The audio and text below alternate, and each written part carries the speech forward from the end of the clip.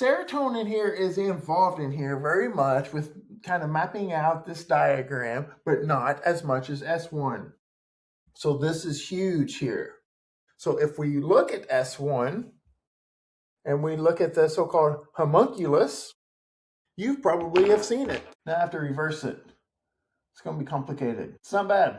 It's not bad. So if we just splice this out, and then just looked at it like this, and you can see these all over the internet. They're not actually not bad. And then for the sensory motor area here, you can see it like side by side. So S1, what color we got? Blue.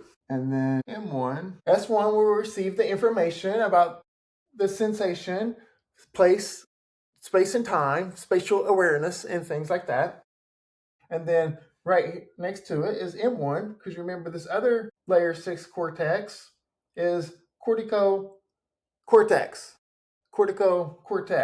So it's speaking across the cortex. So we receive information about the environment, the space, and then we can have these motor movements right here. So M1 will help modulate and control motor movements. Each one of these sections, this is what I'm getting to, each one of these sections right here is responsible for different areas of the body. Same for the somatosensory. You can see great pictures of these. These are just basic pictures here. So whenever the sensory map is abnormal and there are many different connections and so forth, the autistic phenotype will receive a lot of information here and not know what to do with it. It cannot determine signal to noise because there's no refinement. Remember, refinement is like a manicured yard. People love doing yard work.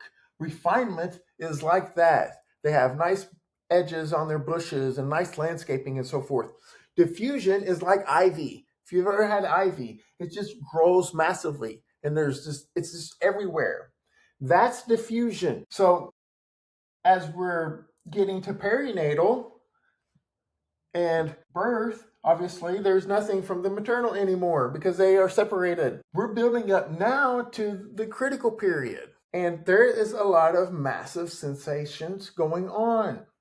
So it is a fascinating question about autism is, of course, how it's built, but is there something to do with the critical period that makes it just a learned kind of characteristic, a learned phenotype, a learned trait